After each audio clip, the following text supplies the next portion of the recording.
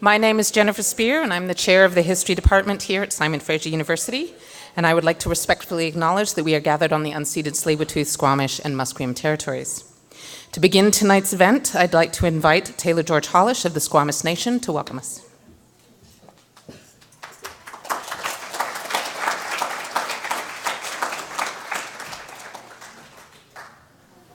Hat squile tnoyup in sequatals, is chop tnoyup, Taylor George Hollis, Queen Sna, Tanachin Tla, Squahomish Oath, Elchten sequatal chit. Good evening, everyone. My name is Taylor George Hollis, and I come from the George family in the Squamish Nation. I'd like to also acknowledge that we're on the Squamish, Tsleil-Waututh, and Musqueam territory. And just to kind of echo my aunties, that they apologize that they couldn't be here this evening, as all three communities had really saddening losses within the past week. But to follow the protocols of our people, I'd like to share a song with you that comes from the Squamish Nation. And if you'd like to stand as well. Cooksain chit lolum ti, hot quiquile slolum, nath, Sachwalia Slolum. This song is the greeting of the day. It was composed by our dear Auntie Sachwalia, who was a strong and powerful Squamish woman who kept this song alive for our young ones to dance to today, to give thanks to the Creator, Chachahanak, Tachai Slocum Squile, giving thanks to the beautiful day, OCM.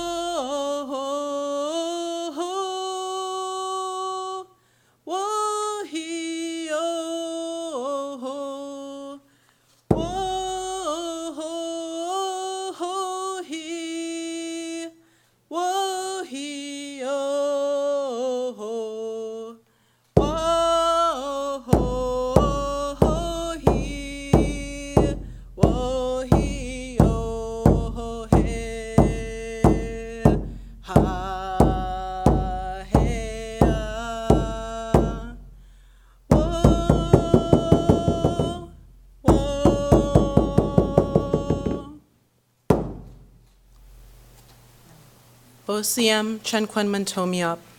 I'd like to thank each and every one of you sincerely. And Chenkwen Mantomi, SFU Institute of History, as it's really great that you've, since for the past, 7 months, past year, you've really addressed that our Indigenous Aboriginal history is all of Canada's history. Our history is your history. Bosiam.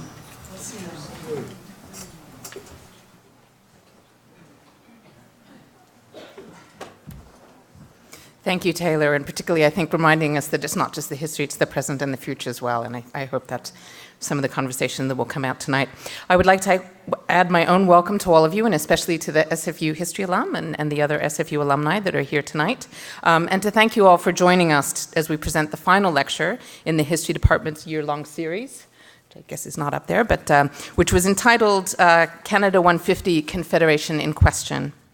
And we began last September with an SFU alum, Dr. Gwen Point, a former BC Chatelaine, the current University of Fraser Valley Chancellor, and a member of the Stolo Nation, whose talk was entitled Dear Canada as You Celebrate 150, Reflections from a First Nations Perspective. And tonight we finished the lecture series with Shelagh Rogers, who will be speaking on her experiences as an honorary witness to the Truth and Reconciliation Commission of Canada. Any celebration of Canadian Confederation must wrestle with the fraught and often ugly history of settler colonialism and the dispossession of First Nations of their lands, challenges to their sovereignty, and the legacies of the residential school system alongside other forms of colonization.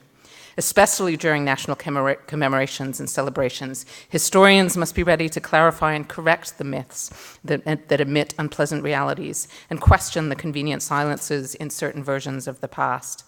It is only by honoring the truth, as the title of the TRC's final report declares, that we can reconcile for the future. I'm a US citizen and I'm a historian of the United States, and so I'm going to just take you south of the border for just a couple of minutes. In 2015 was the 150th anniversary of the end of the American Civil War. And as I was watching all of the commemorations that actually took place over 5 years there, I was cautiously optimistic to see how narratives of the Civil War and what it was being fought for are slowly beginning to change. From the celebration of a lost cause in defense of states' rights, where white Americans were tragically killing other white Americans, we now have a much more critical understanding that the defense of slavery was the fundamental cause of Southern secession. We are slowly, albeit very slowly, seeing the Confederate battle flag being removed from official Southern buildings and symbols. Just this last week, New Orleans began removing Confederate monuments from public view. There are still far too many monuments to take down. A report in the LA Times reported there are more than 700 Confederate monuments across the US South.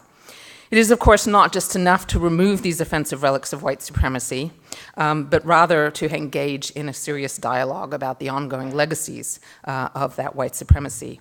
And just as in Canada, just as in the United States, they must engage in a dialogue about the histories of slavery. Here in Canada, we must engage in a dialogue about the ongoing legacies of colonization and colonialism, and of racism and discrimination, and I hope that tonight's lecture will be a part of that dialogue. I can think of no better person than to introduce tonight's speaker. It's my pleasure to introduce Dr. Peter Keller, Provost of Simon Fraser University, but he came to us from University of Victoria, where he knew Shelagh Rogers, and he'll be introducing tonight's speaker. In addition to being the Provost, he is also a professor of geography, whose own research has included working with First Nations communities on Vancouver Island, in his own words, to facilitate the recording of Indigenous history and knowledge, and to seek ways to help open doors for constructive dialogue and shared engagement. Please join me in welcoming Dr. Keller.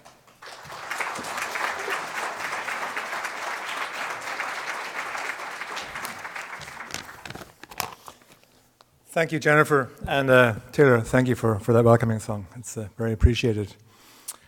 Ladies and gentlemen, SFU history alumni and alumni of Simon Fraser University at large, it is really my great pleasure to welcome you on behalf of the University of Simon Fraser University's History Department to the final talk in their 2016-2017 lecture series, Canada 150, Confederation in Question. At a time when it has become increasingly important to think critically about our rapidly changing world and to speak truth to power on important issues of the day, I think we can truly appreciate the work that is being done by by scholars in the humanities and in social sciences. SFU's Department of History, through its research, its teaching, and its service, has been deeply engaged in exploring critical issues of gender, race, class, sexuality, colonialism, environment, religion, culture, conflict, and change over time. And through public events, such as this lecture series this evening, history engages the broader community in these discussions. This year, history has been asking the public to interrogate the celebration of the 150th anniversary of Canadian Confederation. The department has done this through thought-provoking events involving activists and community members, as well as by coverage of academic themes ranging from the experiences of Punjabi Canadians and First Nations peoples in Confederation to regional perspectives on the Canadian family. Tonight's talk will, I anticipate, be a somber, but I think also a hopeful finale to the series. So before it is my privilege to introduce the speaker, please join me in the appreciation of SFU History and the SFU Alumni Association's hard work for making this lecture possible.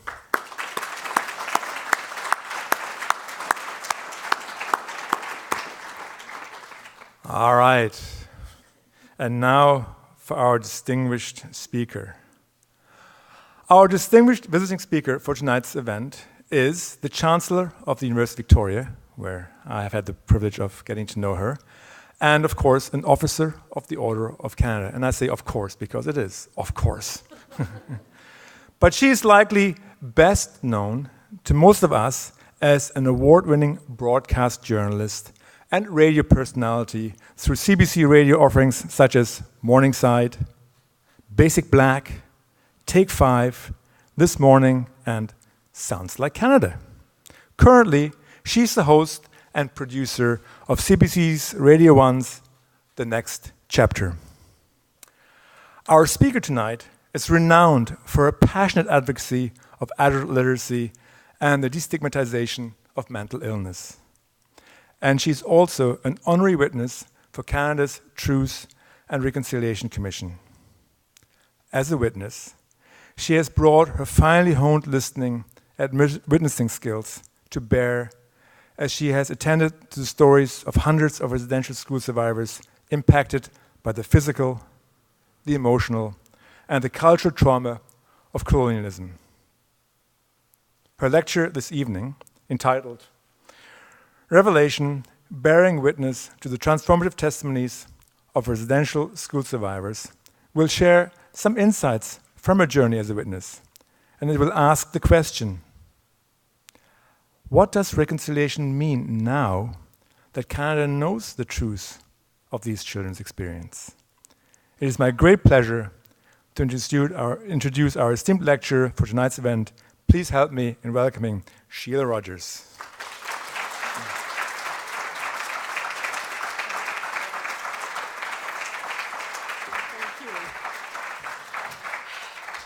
Thank you very much. Thank you for coming. I'm honored. Thank you, Taylor, so much for starting us off in such a beautiful way and for getting our hearts going with the drum. I would like to also begin by acknowledging the territory and the homelands, the waters of the Tsleil-Waututh, the Squamish, and the Musqueam. And with respect, I would like to also acknowledge their traditions, their culture, their living history, and thank them for their welcome to this land, their continued welcome, OCM. Thank you very much to the History Department. This is a real thrill. I don't know that I've ever given a lecture before. I've given talks, but this is exciting for me. It's challenging in a couple of ways, and also I feel I will be held accountable by some of my friends here in the room, friends who are old friends, not old in that way. They're There are survivors that I know in the room, and I would like to say I'm honored that you would be able to be here this evening. Thank you. And there's also my fellow honorary witness, Patsy George, and I'm really delighted that she is here as well. This is going to seem like a great big cheat, but the first thing I'm going to do is present a video that's about 3 minutes long, and it was made when the Truth and Reconciliation Commission had its national gathering here in Vancouver in 2013. And this was the video that was taken and compiled after what was called the Education Day, and I believe the video is called Educating Our Youth. I hope you enjoyed. I think it will give you a feeling, if you weren't able to attend any of the national events or regional events, of what it was like. But most importantly, you hear the voices of youth, and they understand immediately this was wrong. There's no gray area here. So I'll present this short video and be right back to you.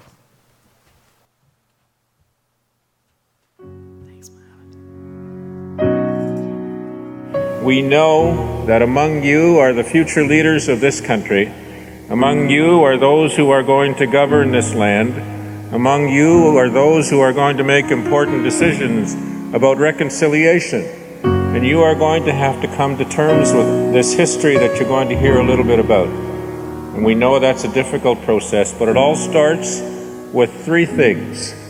You must watch, you must listen, and you must show respect. It's finally nice that we realize everything and we learn about it, what really happened. My grandparents, my mom, been through this residential stuff, so I just really wanted to know more about it.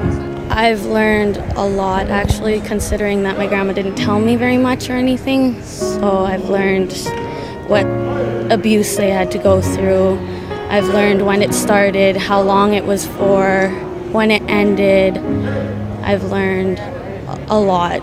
I want to learn about what happened to my dad when he was in residential school, and want to learn the healing process and what will help with it. It makes me feel kind of sad, for those kids, because there was torture. It's not fair. They just took them away from their homes, so they just go to that school. I just didn't agree with that. It's just really wrong. It makes me upset when I think about it, because just knowing what my dad and his mom had to go through, it's really hard to deal with, I guess. I don't know. It bothers me a lot, and now I realize why my dad drank so much when I was a little kid, I guess. It'll kind of change the way I think about things, how it would affect someone's life and their kid's life for generations. That's one of the worst things that Canada did. I hope events like this just are able to bring closure to a lot of horrible things that happened, and I hope a lot of people now recognize that the crime happened and that we need to make amends for it.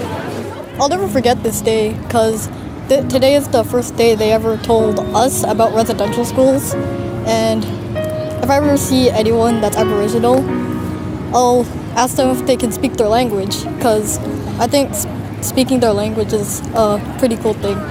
I like being around this. I like hearing the drums and seeing everybody else and learning about new nations and all these new languages I have not heard of yet. I think we should start a dance crew and start bringing back our culture, start speaking our language, and everyone should just treat each other equal. Our traditions carried on and passed down so that all our younger generations, and so that my baby knows what happened in the past to her ancestors, and so that she can just keep bringing our tradition forward and passing it on to her kids and their kids and everything. And I hope that something like this never happens again anywhere in the world, and the importance of letting people know is so that it doesn't happen again. And it's good for the younger generation to know that, so that we all treat each other as equal.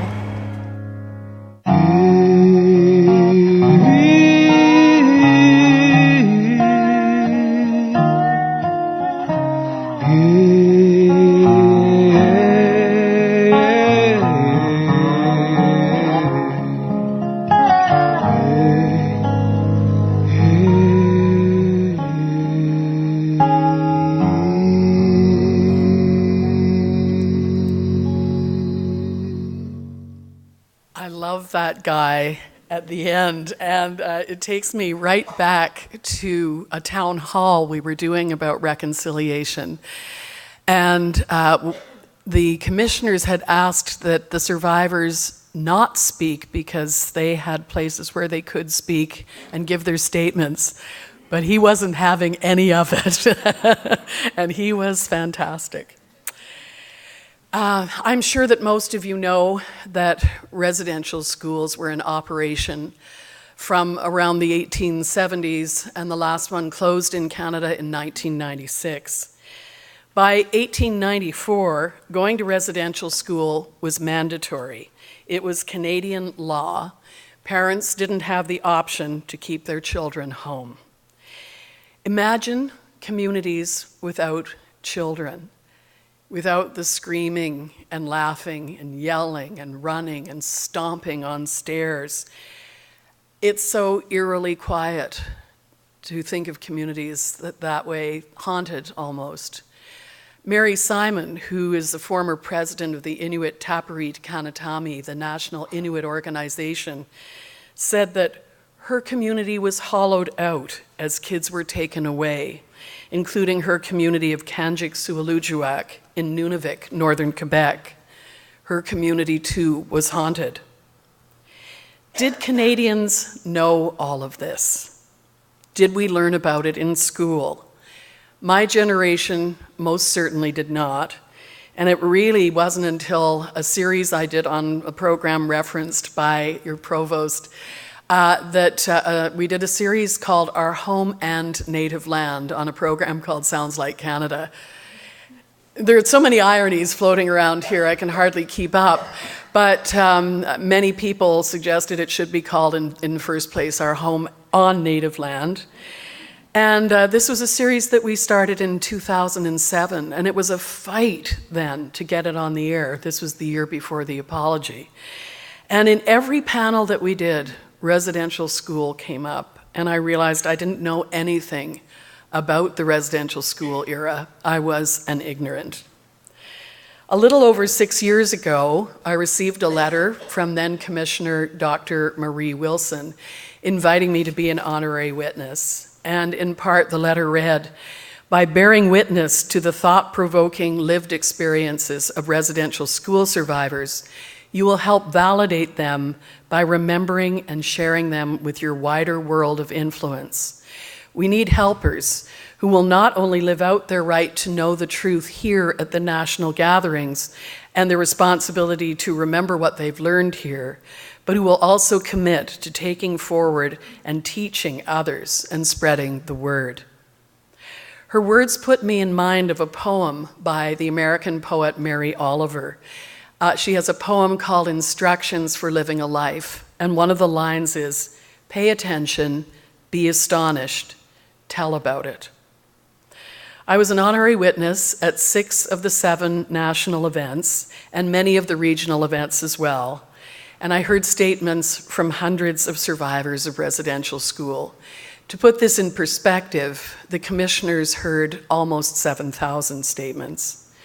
When the 6-volume final report came out in December of 2015 in Ottawa, there was a clutch of honorary witnesses there, so we committed to carrying the story, keeping the memory sacred, and defending the record against people who would deny it.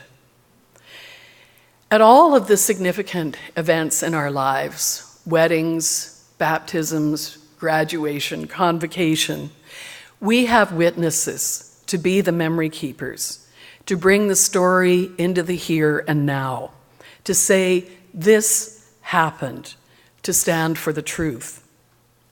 I was inducted into the Circle of Honorary Witnesses in the Northern National Gathering in June of 2011. It took place in Inuvik in the Northwest Territories. It was a 4-day event that began in beautiful sunshine. There was an outdoor stage and a group of local dancers, Inuvialuit dancers and drummers, performing their traditional music, their drumming, and they were in their traditional dress. Then most of the group left the stage, and on stage there was only an older man and a younger boy, a grandfather and his 5-year-old grandson. The dance was mesmerizing. the little boy closely mimicking his grandfather. The grandfather was a man named Johnny Banksland, an Inuit elder originally from Uluhaktuk, which used to be known as Holman in the Northwest Territories. He went to Immaculate Conception Residential School in Aklavik for 10 years, and then to a residential school in Yellowknife for another 5. It hit me watching Johnny and his grandson that Johnny would have been the same age as his grandson when Johnny was taken away to go to a school 500 miles from his home. After the performers of the dancers, we went inside. As survivors entered the school, they saw fellow students that they hadn't seen for decades. There were hugs and tears, laughter, sharing of pictures on iPhones. Often, these national events were the first time survivors told their story publicly or privately. As Murray Sinclair, the chair of the TRC, said, survivors would be asked to remember in a short time what many of them had spent a lifetime trying to forget. At each national event, a sacred fire was lit. It was tended by firekeepers for the duration of the event, 24/7. This in itself was a sacred practice, like the singing and drumming of our Taylor to begin this evening. There would be an opening ceremony. There would be the lighting of the killik, the Inuit seal oil lamp, the lamp that lights the way, metaphorically and figuratively, and then greetings from the commissioners, and then the sharing panels would begin. And that is where the survivors gave their statements publicly. At the end of the day, one of the commissioners would sum up the day's proceedings at the call to gather, and after that, there were often feasts and entertainment, because it was important also to laugh. But it was always done in spirit, with a sense of honoring the survivors, and we were always reminded that it was their courage, their dignity, their desire for a better life for their children and their children's children and the generations to come that created the Truth and Reconciliation process in the first place. This whole process was survivor-led.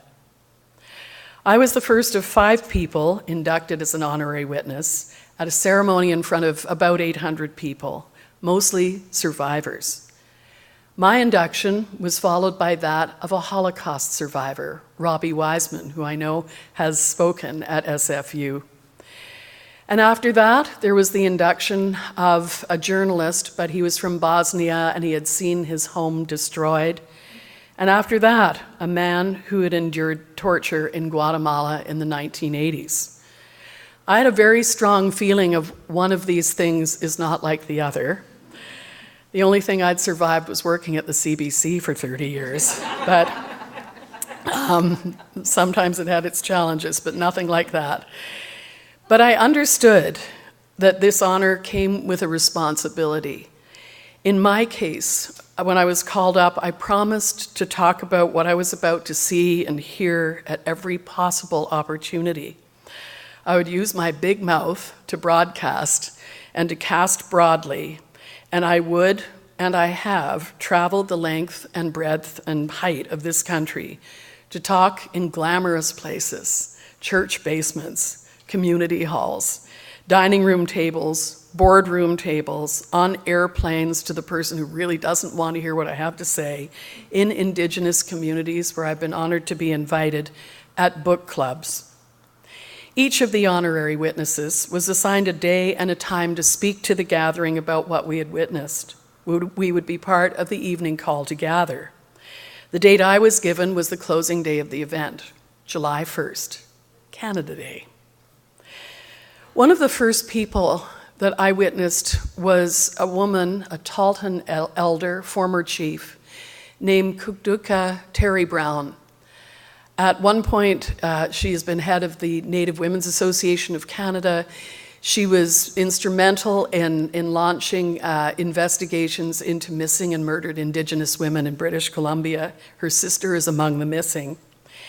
And she gave her testimony facing the commissioners and then turned to the audience and said, "I want to apologize to my daughters.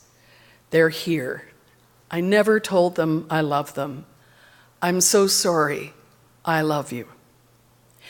Later she said, we never learned how to love because we were not loved. We didn't think we deserved to be loved. I was sitting about 6 rows back, overcome with emotion, and all of a sudden I felt an arm around me. I looked up, and there was a man offering me Kleenex and a bottle of water. He was one of the health support workers who were so wonderful. They would attend to people who looked like they needed help. After a few minutes and a few honks into the Kleenex and swigs of water, I told him I was all right, and he looked at me and said, "No, you're not." And he stayed with me until he thought I was. And that man's name is Jackie Nukaluk. He lives in Coral Harbor, and I'll never forget his kindness. Jackie wanted my tissues, and I thought, that's weird. But all of the tissues were gathered into paper bags, known as tear bags. And the national events, beginning in ceremony with the lighting of the sacred fire, had ashes from the tears. In Nuvik, we had ashes that were brought from the first event in Winnipeg. And from Nuvik, it moved on to, I think it was Montreal. And by the end, all of the tears mingled in Ottawa. An Inuit woman came up to sit before the commissioners and said, "We used to say sticks and stones can break my bones, but names can never hurt me." But she said, what if you weren't a name, only a number? And then she said her number was ED 81488. ED stood for Eskimo disc, and if you were Inuit, you had to wear the disc around your neck or sewn into your clothing for safekeeping. Her name was Ida Kugluk. "What's in a name?" asked Juliet. Well, what's in a name is that it is not a number. The Gwich'in leader, singer, songwriter, and survivor Charlie Furlong said, "Residential school is like a cancer. It catches you off your guard when you're weak. Residential school affected everything about how we live. They targeted and destroyed our strong family unit, the basic foundation of our communities. They destroyed the glue that holds us together, love, respect, and sharing. We skipped rope to 10 little Indians." So Charlie would have begun his time in residential school, only knowing his Gwich'in language, then learning English, then skipping to a children's counting song that started with 10 little Indians and concluded with 1 little Indian boy. Barney Williams Jr. is one of our elders at UVic, and he was the elder who was the spiritual advisor to the commissioners. Barney talked about being taken to Christie Residential School at the age of 5 and being so scared. The first thing he saw was a man who seemed to have no legs or feet. It was a priest in a cassock that covered his legs and shoes. And imagine seeing this man in black robes floating, as Barney put it, down the hall. And then imagine not being able to express your fear in your own language because you'd be punished. When Barney spoke in his Nuchalnuf language, a wooden block was placed in his mouth, and that was just the first day. Barney courageously tells his story to first-year law students so that as they become lawyers in Canada, they remember what the law once did to children. In Inuvik, I ran into a woman I'd met years earlier in connection with the Peter Zosky Initiatives for Adult Literacy. I've been a volunteer there for a long time, and I hadn't known that she'd gone to residential school. We were standing outside of the school, and she was talking about her experience with me and another friend, and I was peppering her with questions. How could this happen? How could they do this? How did you make it through each day? When did you get to go home? She finally turned to me and said, "Shelagh Rogers, you just have to shut up and listen." And she was right. Not long after seeing her, I was interviewed about being an honorary witness, and this would have been my 3rd day on the job. And here's a short video which shows some of the Inuvialuit dancers I was speaking of, the seal oil lamp being lit, and the sacred fire with red bundles of tobacco being placed in it. The interviewer is Dennis Allen. And Mohammed, you're right on it. Thank you.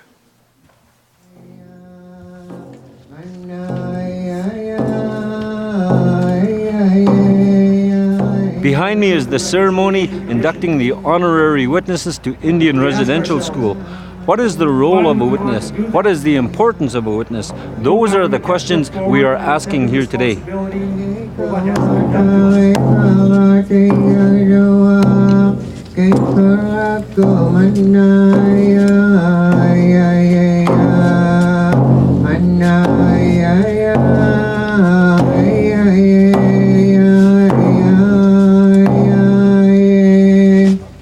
The role of a witness on behalf of the Truth and Reconciliation Commission is to attend the gatherings, to hear the stories of survivors, to not only observe them, but to take them in, and then to take them out again and share them with as many people as possible. In my definition of a witness is somebody who comes in a position to go out later and continue to tell people, educate people about what they've seen and heard. We, together with the government and other churches, staffed approximately 30 residential schools in Canada. A witness is a person who, in a sense, listens with integrity at the pain, at the person who is telling the story, and then gives witness or affirmation to what you have heard, to what that person has spoken. The other thing is, when we see something that's wrong, no matter what it is, it's to say that's wrong. It's not to stand by and just let it go. I think as a witness, there's a responsibility to say, we can't do that. And in this case, we can't do that ever again. Ever again. To take people from mainstream society and say, go ahead, feel uncomfortable. You have to understand our colonial past, and you're going to squirm. But as you're doing that, you're also going to grow. When you know this story, you will become bigger as a human being. The first time I went to see this residential school counselor, she sat there and she told me, I'm not here to sit in judgment. I'm not here to criticize you. I'm not here to, think badly of you. I'm here to be your witness, to listen to what you have to say. I believe your story. That's all I needed to hear.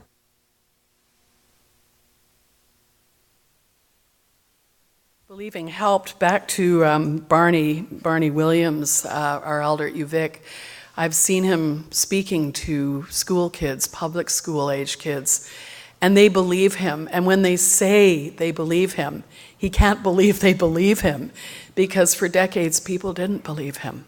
So that's really critical. Even as I spoke in that video, and just what you need is a video of me while I'm doing a lecture, the cumulative listening to survivors' testimony, this was my first time really hearing testimony after testimony, statement after statement. It brought such a rush of shame into my being, and I felt ashamed of my country.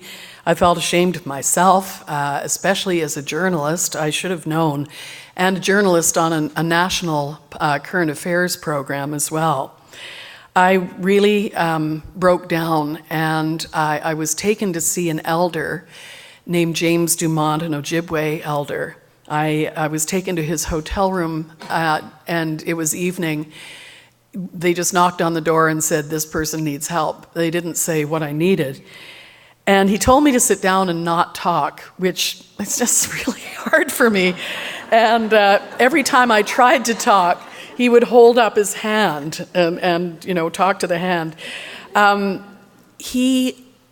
don't know how long we sat there. I felt like I went to Mars and back. But he eventually said, the real shame would be to feel no shame. And if you don't feel shame, you're not getting it. You've stopped intellectualizing residential school, and this is the beginning of a voyage, the longest voyage from the head to the heart. I thanked him, and then I said, I don't think I can give my witness statement tomorrow, Canada Day. And he said, oh, you'll be able to. And then he gave me a word that he said would help, and that word was Debwewin, which is Ojibwe for truth. It literally means speak from the heart. You won't need notes, he said. Trust in this. So I went to my room and I scribbled about 1,000 pages of notes. And the next day at the call to gather, I got up on stage, and every time I looked at my notes, I saw his face. So I put them in my pocket, and I spoke from the heart. I spoke about the amazing dignity, resilience of the survivors that I had witnessed, about how it is that sharing our stories, hearing each other's stories, will crack us open and let the light in, just as Leonard Cohen said in his song Anthem. The stories are hard to tell, and sometimes they are hard to hear. As I was speaking in the audience, I saw a man I'd met years ago in Cambridge Bay named Roy Goose. And he taught me then, way back, that there were many different kinds of wind, names for wind, in Inuktitut. And he wanted to come on stage and tell me about a wind that he thought everybody should know about. And the name of that wind is the Nataruviatuk, which is a wind that blows low along the ground till it comes to a pile of snow. Then it blows that pile of snow farther along the ground till it comes to another pile of snow, and the snow gets bigger and bigger. He said stories are like that too, and that's why it is important to have witnesses. The truth builds on itself and gets stronger. And before we work towards reconciliation, where now Senator Justice Murray Sinclair has said there are no quick and easy solutions, we need the foundation of truth. We need to understand this truth. We need to understand it so that when there is a senator from Northern Ontario, where there are 9 residential schools, stating that she didn't need or doesn't need more education about residential schools, we can answer and say, we all need more education. We need to hear these testimonies again and again so that we understand them, so that we understand the impact, the legacy, the history that is still so alive, especially in this year of Canada 150, or 150 plus, as it's called here in Vancouver, or as I saw from an Indigenous poet yesterday, Canada 150,000. One survivor story that I've heard again and again is from an Inuit artist named Helen Iguptuk. She lives in Rankin Inlet, where she's a leading doll maker in the Western Arctic, which was why I was interviewing her. I'm going to play you an audio clip from my interview with Helen. My first question to her was just this: where were you born? And this was her answer.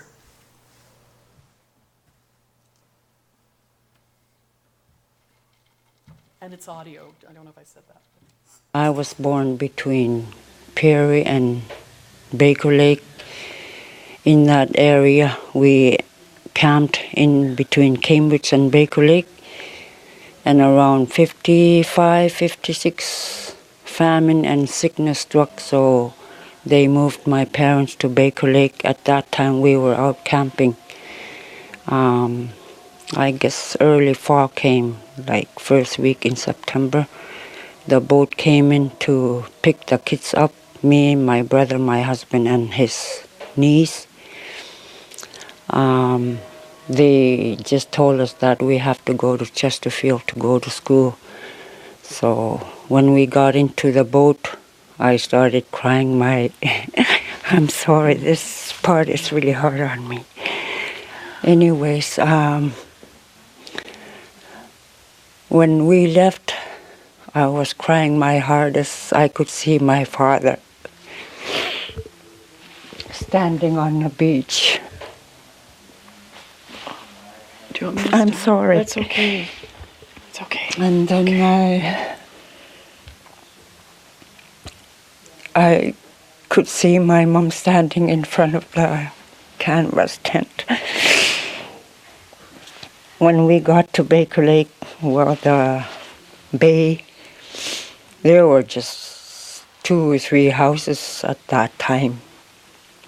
Anyways, we slept overnight in a Catholic mission. The next day, the plane took us to Chesterfield.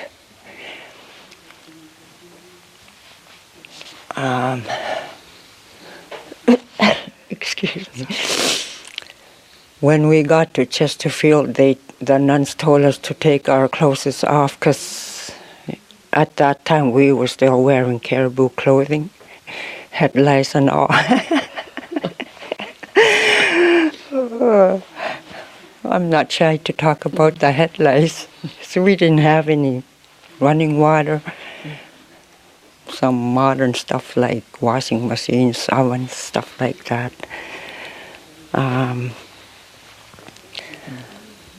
Anyways, I took my clothes off. They put me in a tub or a shower. I don't remember. Anyways, after that, I dried my body.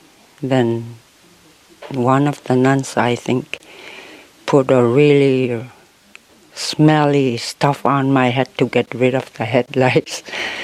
After my hair was done, they cut our hair like page boys. That whole year we were in Chesterfield, I could picture my parents still standing, my father like really close to the beach and my mother still standing in front of the tent, because we were never told how they were doing. Nobody gave us letters or call us or tell us anything about our parents.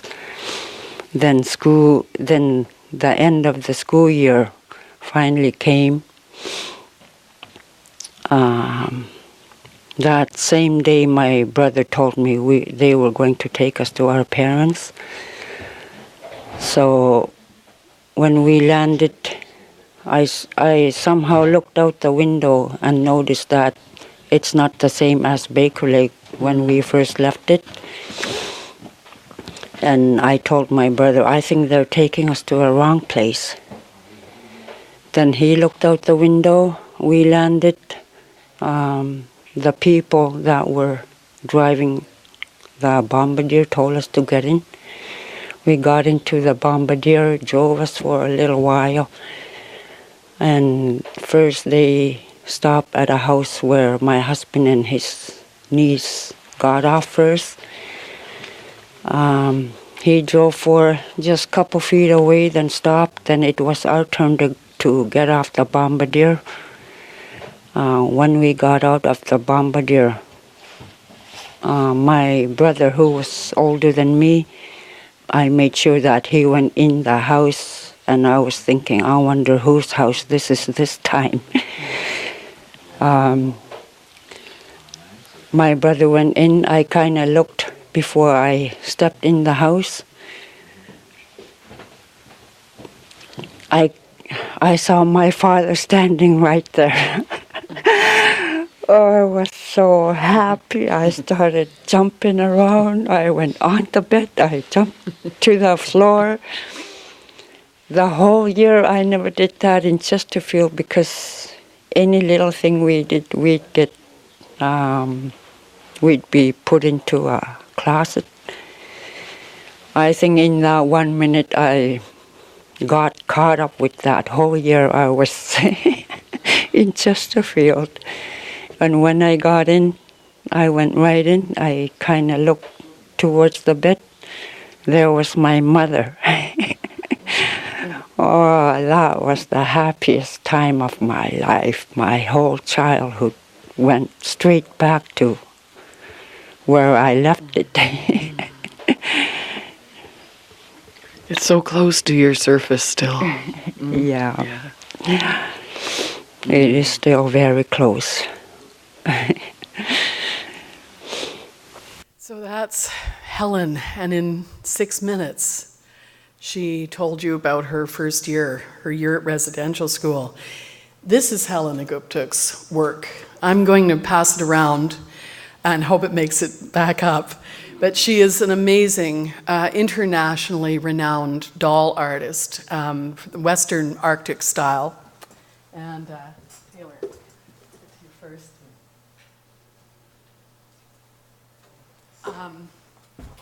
I have Helen's permission to play that wherever I go. And I play it for a number of reasons. First of all, it does telescope that story, and she's a very powerful speaker. It's also an example of what can happen when you shut up and listen, and you don't get in the way of somebody speaking. Being an honorary witness has changed the way I listen. I've been at CBC Radio for 400 years or so, and most of that has been as an interviewer. And I've always tried to get in there, to take over, to ask questions that will shape the conversation to the way I want it to go. Force of habit, sometimes this is necessary, of course, but being an honorary witness has taught me that listening is an active verb. And as Commissioner Dr. Marie Wilson once said, listening is not a spectator sport. It is listening with your whole being. And something powerful happens when we listen that way. Everything else falls away. When a speaker is giving voice to the unimaginable suffering she or he went through as children, the listener honors them and validates them by being fully present.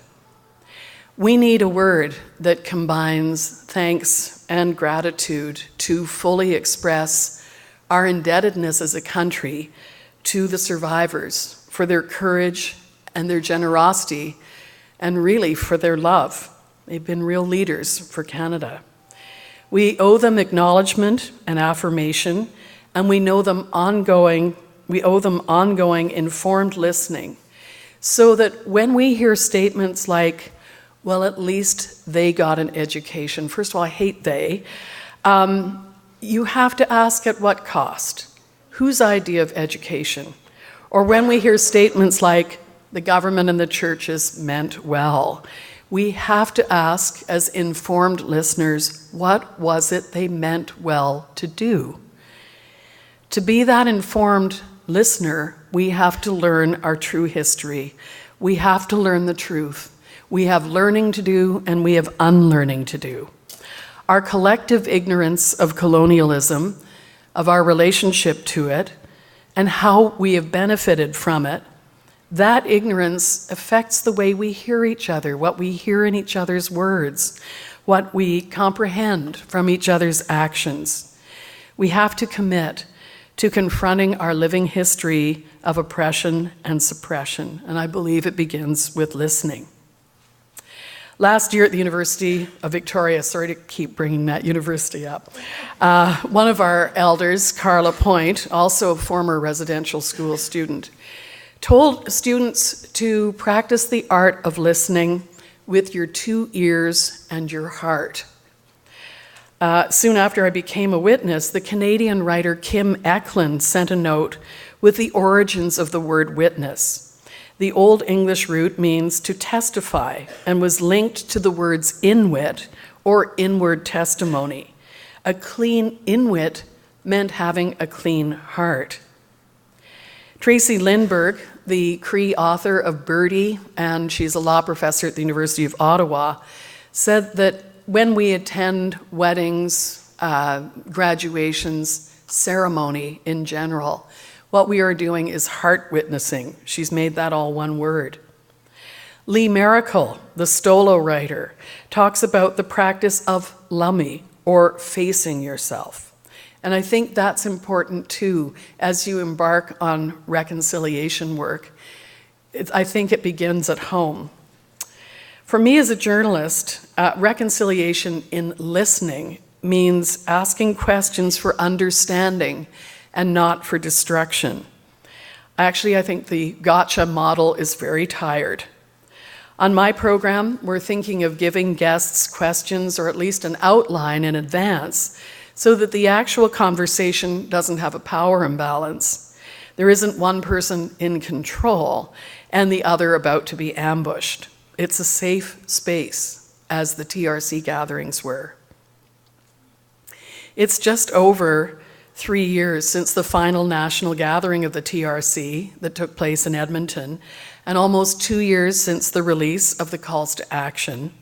And I think there's some big momentum in the air, and the time is right to engage Canadians in the calls to action. How do we do that? How do we grab hearts and minds? First of all, Canadians have to address their privilege, our privilege, personally and professionally. I have to check it as a gatekeeper of stories at CBC Radio. And as an individual, I have to ask myself, what is it that I have gained? Who were my ancestors? How were they complicit in this work of colonization?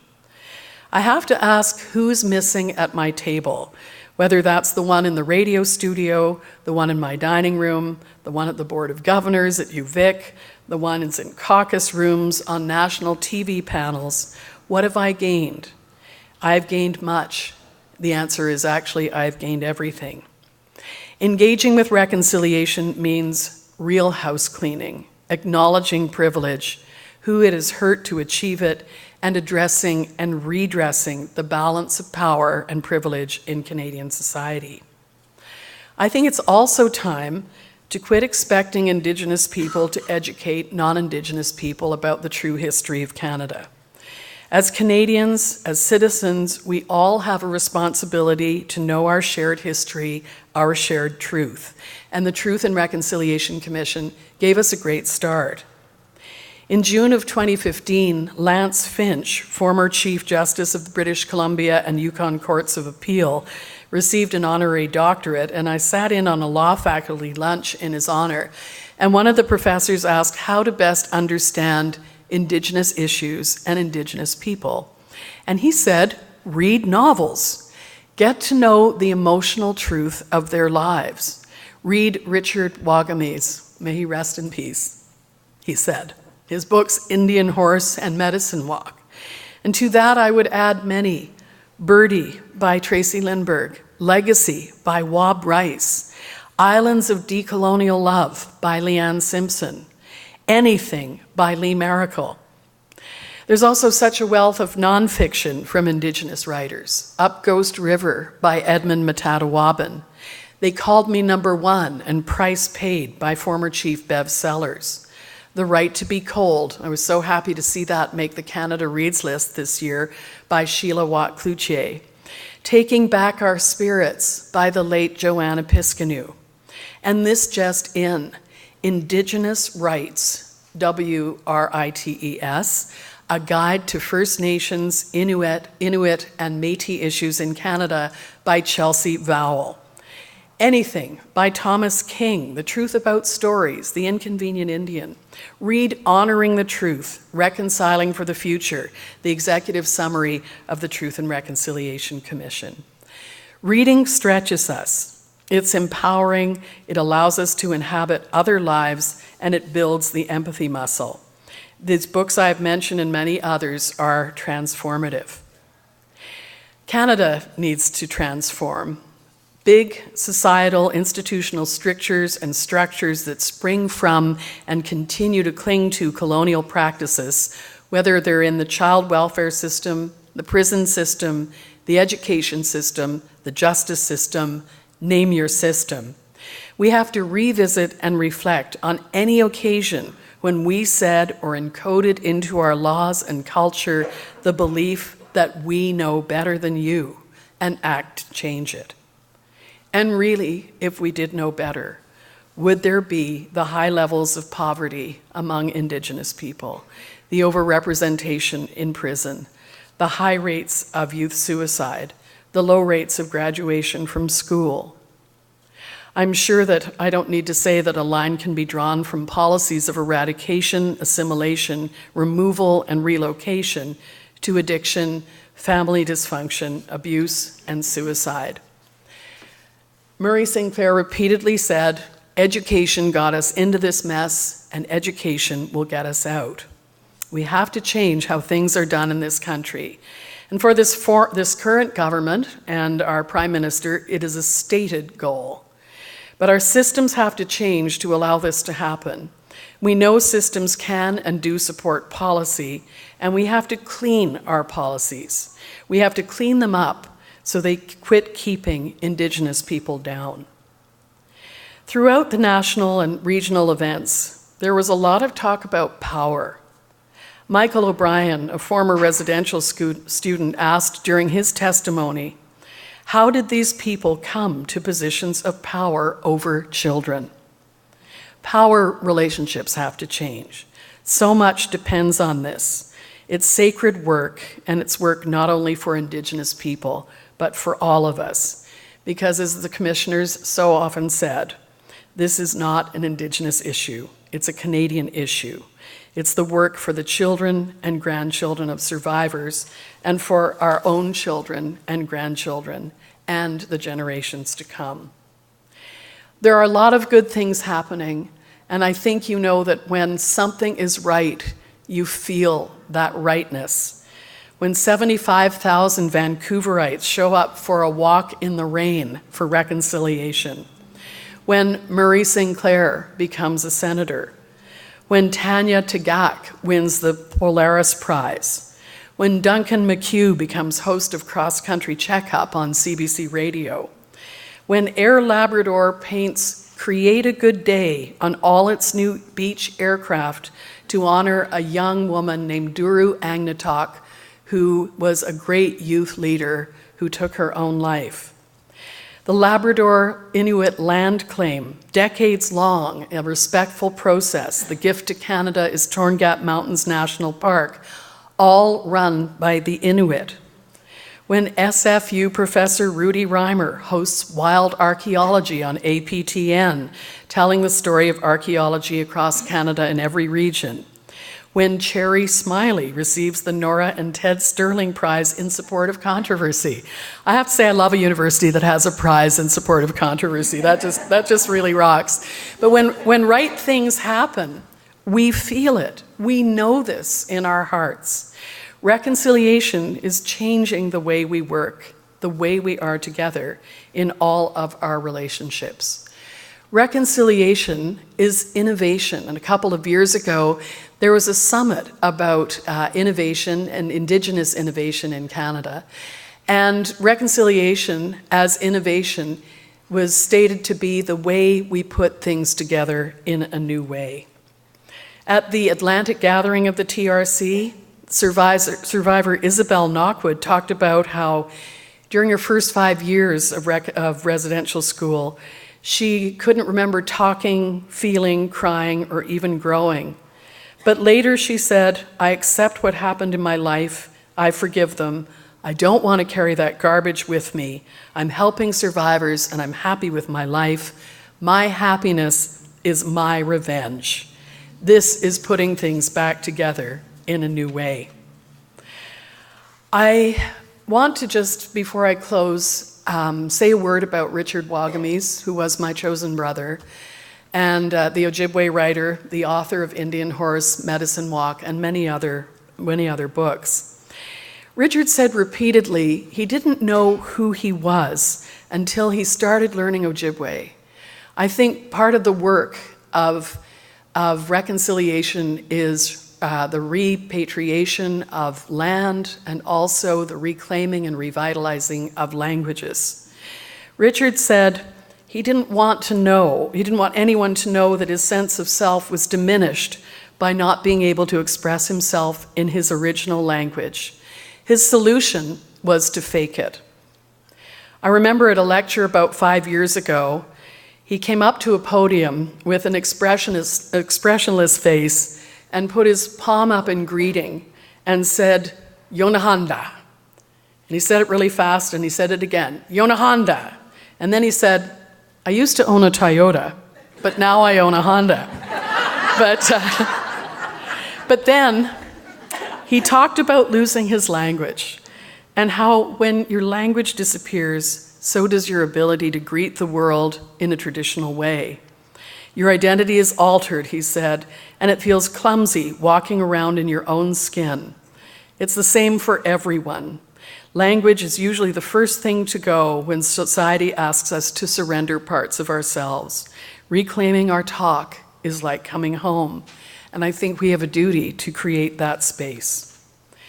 Richard, I learned, can now be referred to in Ojibwe as Richard Ba Wagamese. The Ba is an honoring, so I'll try to remember to say Richard Ba Wagamese. I will close with a story that Richard encouraged me to tell when I first learned that I would be speaking to you last fall. And it involves going into a thrift shop in Toronto.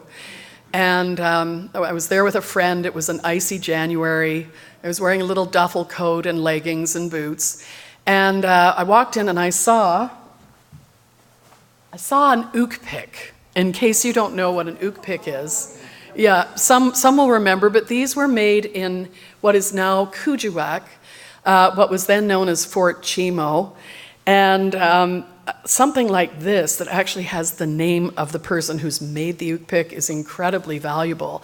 And there it was in the thrift store for $2.49. Now, I was vibrating myself as an ook pick collector. And all of a sudden, I heard across the shelf, "Great legs." And I thought, well, really? So I just said, "Thank you." And the guy across the shelf sort of looked at me and said, "What?" And I said, "Well, didn't you just say great legs?" And he said, "No." And he pulled up this piece of hide, and on it was stamped the Great Lakes. And he was, it was embarrassing. He was an Ojibwe man. His name was Wyatt. He and my friend and I and his friends started talking, and we were engaged in conversation for 20 minutes. And as I went up to the cash to pay for my ook pick, he said, "Hey, Great Legs, thanks so much for talking to me. People just don't talk to me." And I thought, I don't understand why. But then as I was leaving the store, he got a megaphone from a table and he said, "Hey, Great Legs, it's really icy out there. You be careful, because if you fall, your legs won't be so great anymore." But I think the message in that story, and from Wyatt, and the kick in the pants to tell it to you this evening from Richard Ba Wagamese, is that we have to talk to each other. Richard would say we have to lean over the fence while we're doing our laundry and ask each other how you are. And that's the beginning. That's just the beginning. There's so much work to do. There's work on every level of society, but it's the best possible work we can do. And I thank you for this opportunity to talk about it this evening. Thank you very much.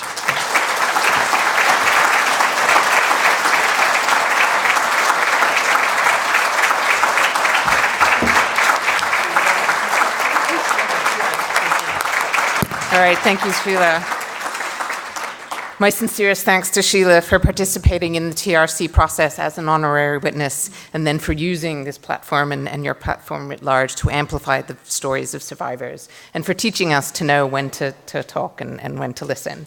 And she has very graciously agreed to listen to some of your questions. We have time for a few questions, so if you could actually come up to the mics in the center aisle here, if anybody has any questions.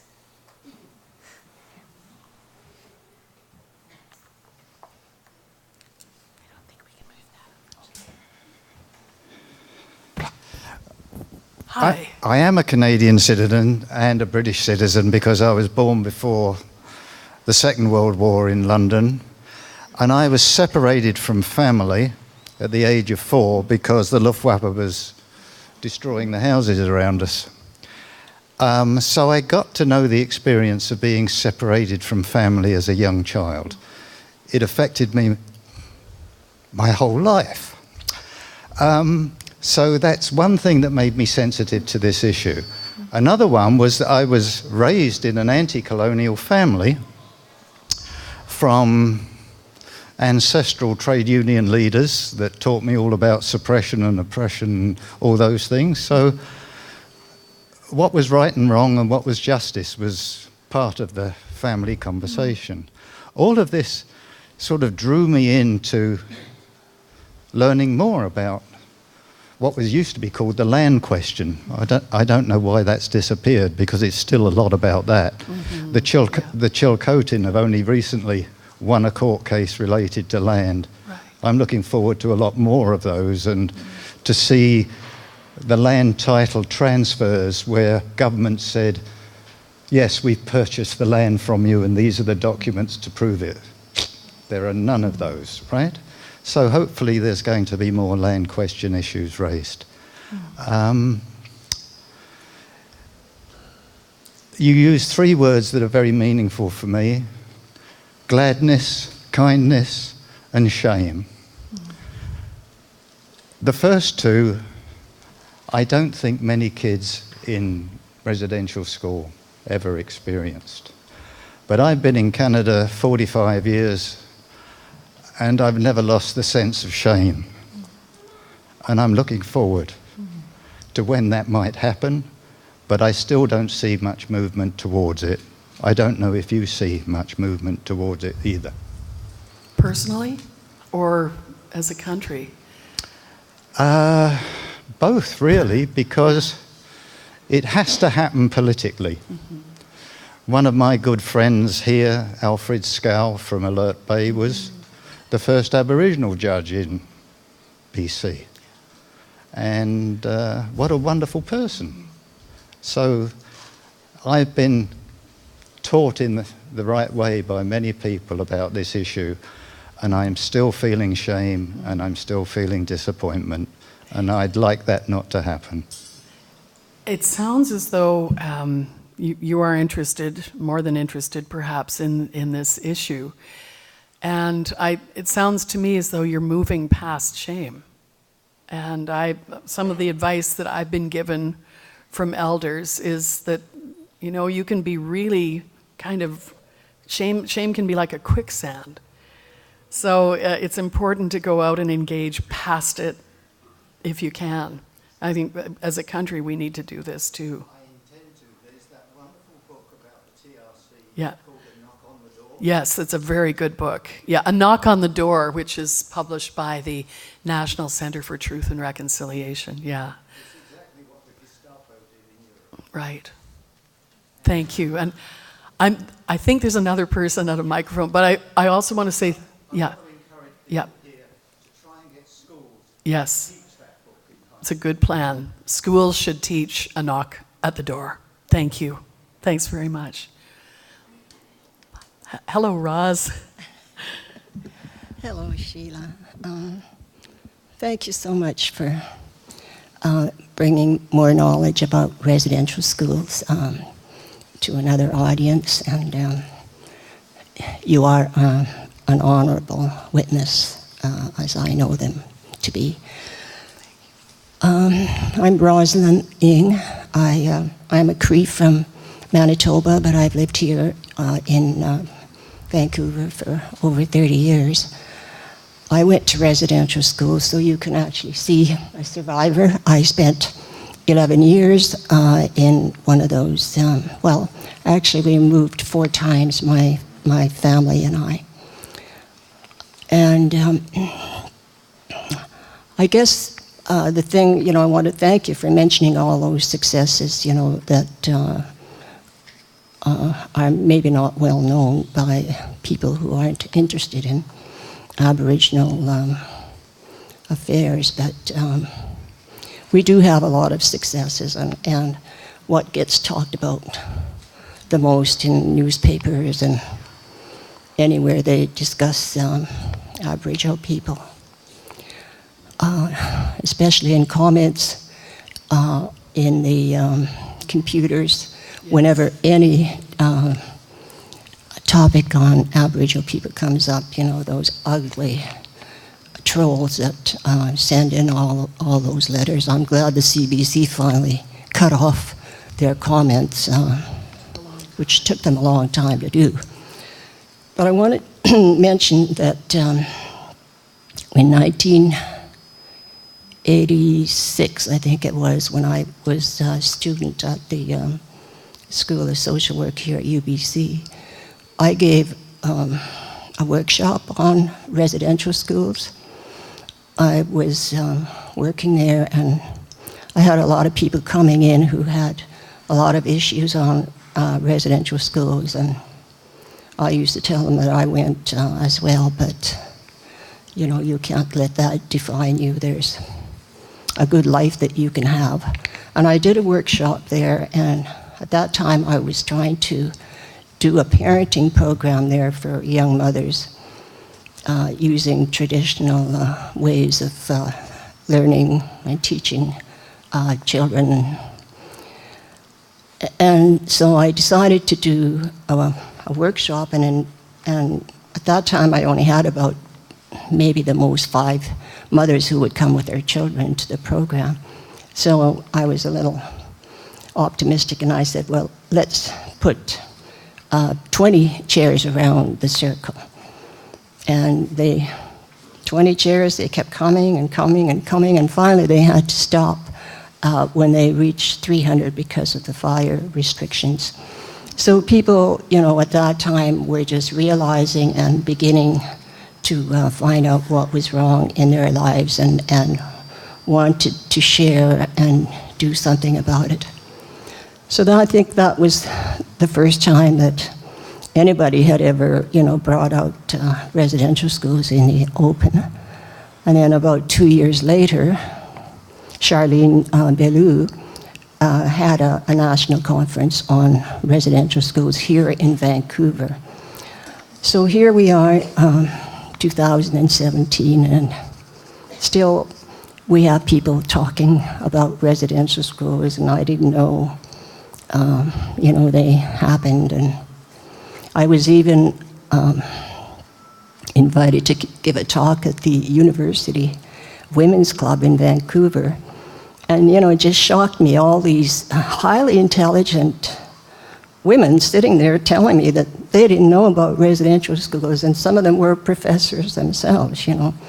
So, you know, I'm not surprised, I guess, that we still get a lot of hurtful comments, you know, about why can't they move on. And, well, we have moved on. We're still here. I'm still talking to people. And I have an education. I have a PhD and a Master's of Education and a Bachelor of Social Work, all from the University of British Columbia. And my family, also, there's 14 children in my family, and between all of us, there's over 70 degrees.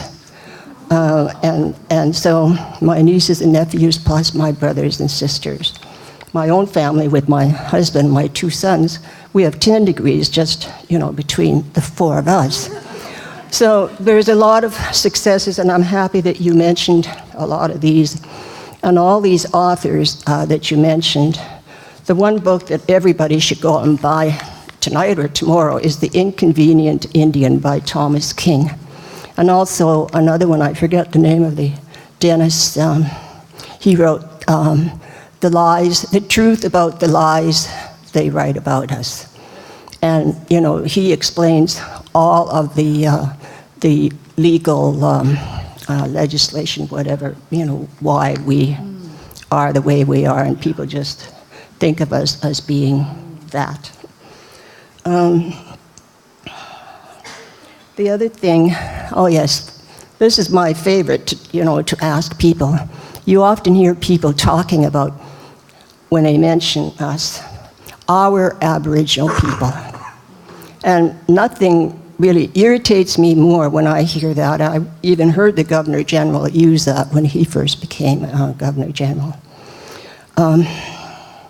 The reason why we had residential schools was because of patriarchy. And the government thought that, you know, my parents and other ancestral parents didn't know how to look after their children. They didn't know how to look after them the way they did. So that term, the government always uses it when they say our Aboriginal people, our Indians it used to be, and so on. And that's not only patriarchal, but to me, it's one of the most racist terms that anybody can use. And it's highly insulting because you're claiming us or owning us, and we don't belong to anybody but ourselves. And so I hope that tonight people here will stop using that term, stop saying our Aboriginal people. I don't hear people saying our Chinese or our Japanese people or our Syrian refugees, you know. So, you know, just think about the things you say and, you know, how you say them and why you say them. And I also want to add my regrets, I guess, to Richard Wagamus. You know, may he rest in peace. Thank you, Roz.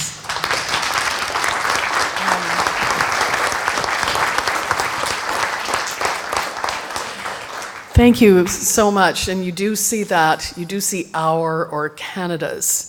And it's so wrong. The other thing is I attended a workshop by your son Gregory for the Association of Canadian Publishers, where, and this would have been about 4 years ago, saying to the publishers, don't let your books go out until every Indigenous, every Aboriginal is capitalized the way you would for American, Canadian, Japanese, Chinese, and so on.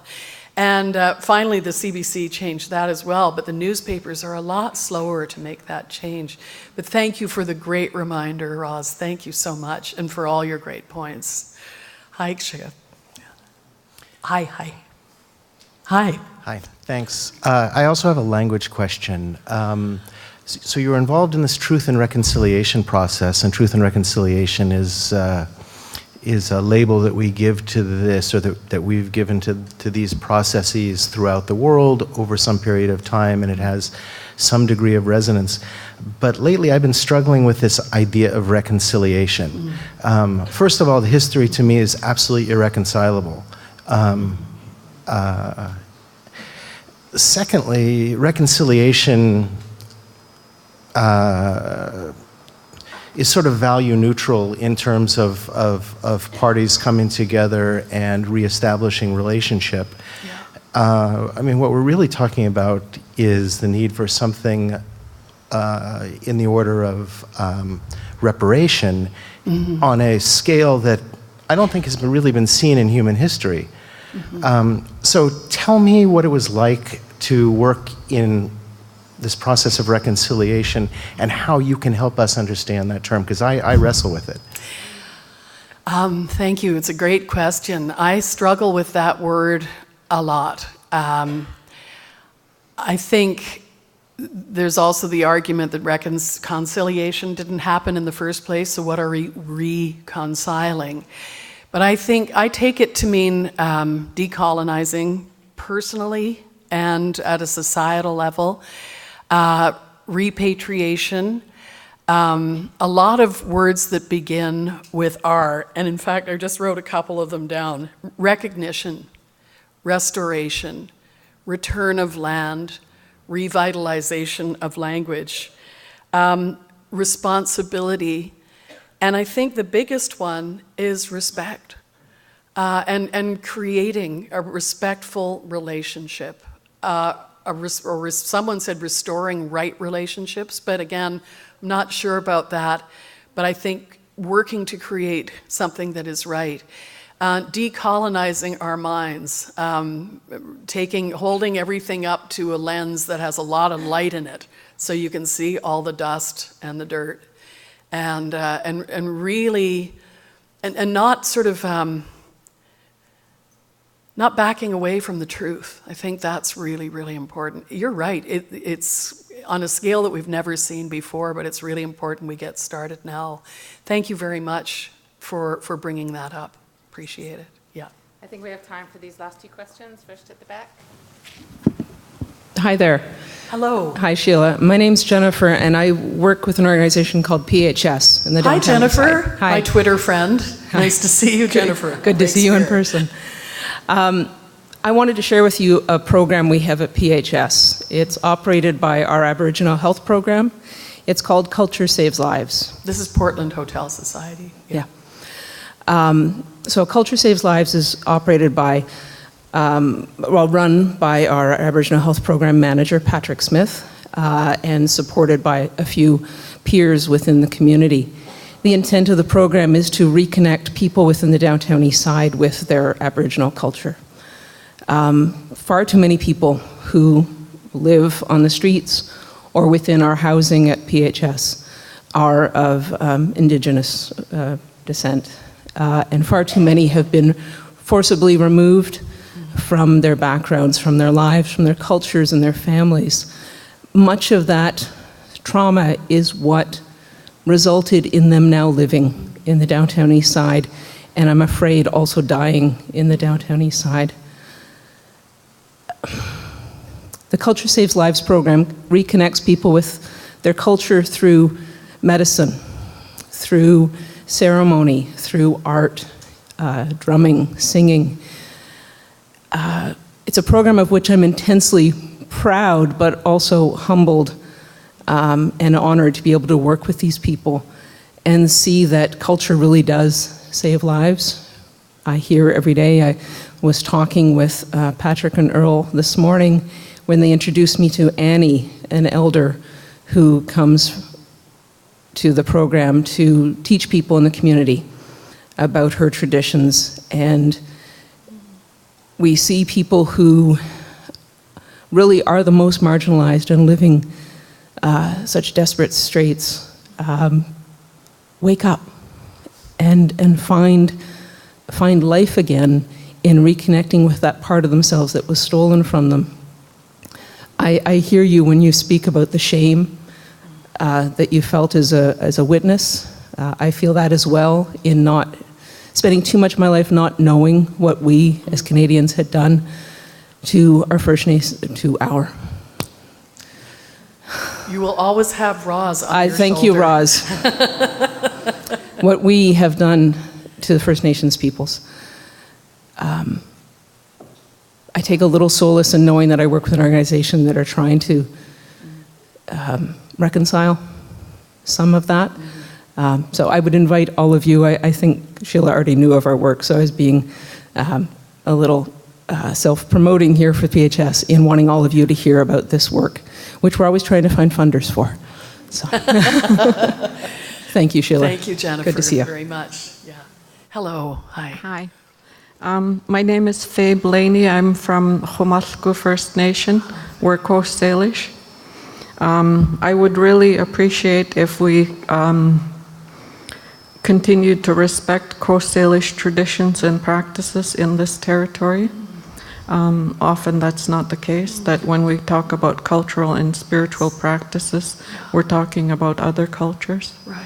But that's not the point I'm here to make. I am a survivor of St. Mary's and Seashelt Residential School, and my great-grandfather was the first one to go to St. Mary's when it first opened in Mission, and his children all went, my grandfather. All of my grandparents went, and both of my parents went. I have my 2 adult children with me here today, and I'm the first generation that was allowed to raise my own kids, and it wasn't without a fight. The ministry tried to apprehend them so many times when I was trying to get my education. And at my age, I'm going to be 60 next week. I'm pretty proud of reaching the age of 60. I'm pretty angry. You know, I'm really angry about a lot of things. I'm very involved in the national inquiry into the murdered and missing. And one thing that I really object to in the TRC process is that none of the offenders were named and none of them were prosecuted. There were cases going forward, like the Plint case and Bishop O'Connor and others here in this province, and O'Connor got practically nothing. It was pathetic what the courts did.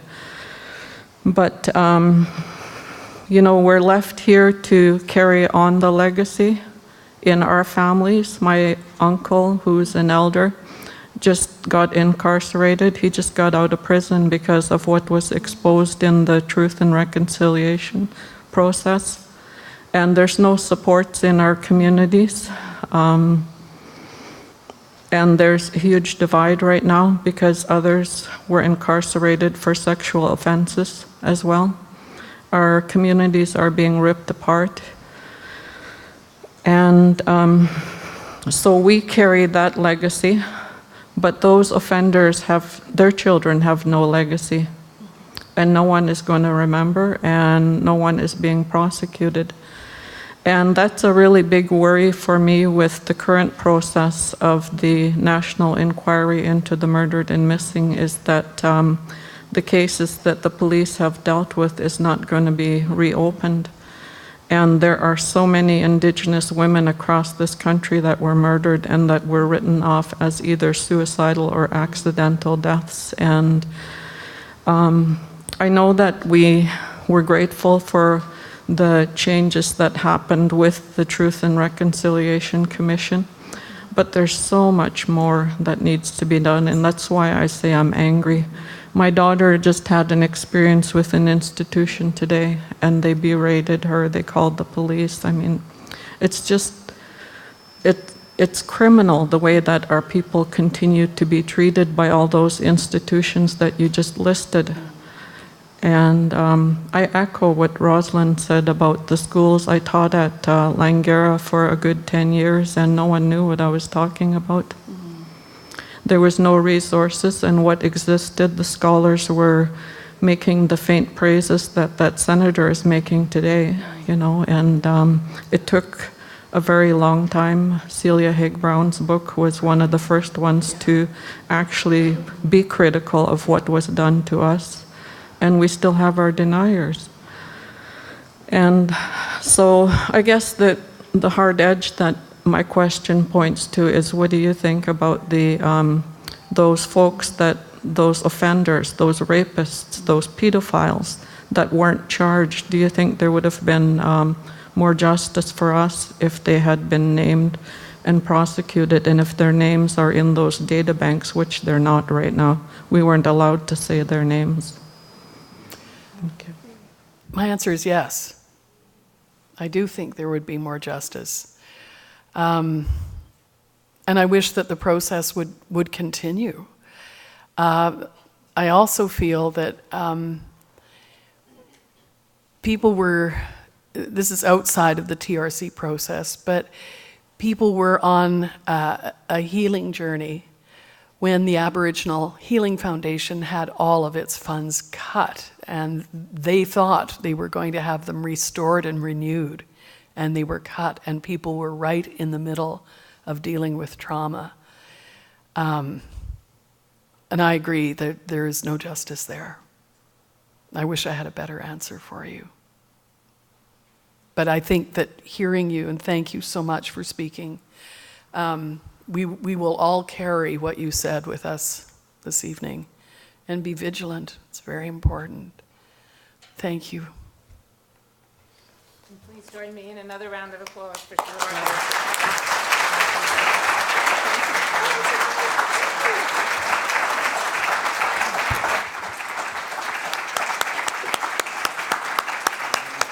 And thank you, too, to the survivors who continue to do the necessary work of sharing your stories with us, no matter how hard, and I know how hard that is. We have just 2 short orders of business left. I'd like to welcome Robert Weston to the stage. He's the president of the SFU Alumni Association.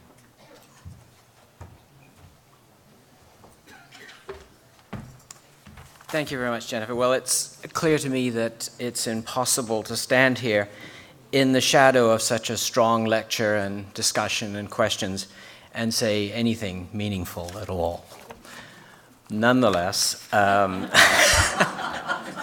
thank you, Jennifer. Thank you. Tonight was a real treat for me personally, as I, like many here, have been a loyal CBC radio listener for many years, and have really enjoyed Sheilagh's programming, insight, delivery, discussion, debate, dialogue for a number of years. I really enjoyed meeting and connecting with Shelagh in person this evening, and I was really pleased to have this opportunity. I can assure you that I did not have to be asked twice to come to this event and close the session. I jumped at it immediately. But it's not about me. I know that this evening we've really benefited from Shelagh's perspective and insight on this incredibly challenging, emotional, stirring, and important topic. And I'm confident that there's no one that will leave here today without some sense of a different opinion or perspective on any number of the issues that have been raised here this evening. Thank you, Shelagh, very much.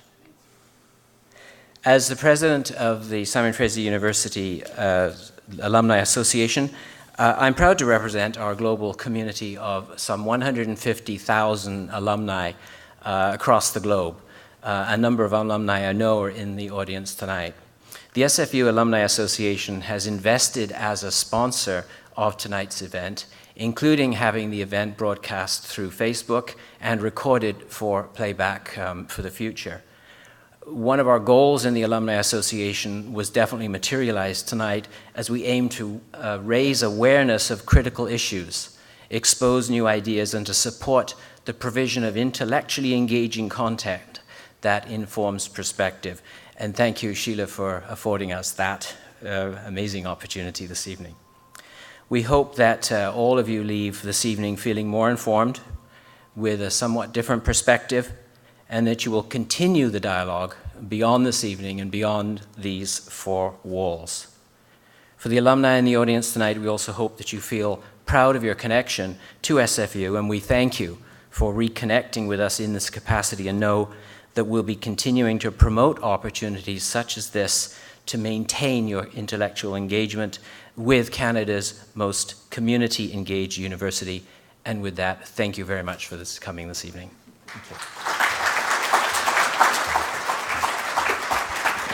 And thank you, Robert, and thank you to the SFU Alumni Association for sponsoring the Facebooking and for bringing many of you all here together. And just my final thank yous, thank you to Taylor George-Harth, who unfortunately just left, for her wonderful welcome, to Peter Keller for participating and welcoming our speaker, to Shelagh Rogers for helping us engage in these heartfelt dialogues, and to hopefully push us further along the path on reconciliation. To other sponsors, SFU University Communications for donating in-kind services. Last but never least, Tammy Thice for organizing this entire event. Could never do this without her. And please do join us out in the lobby for more dialogue along with some refreshments. Thank you all for coming.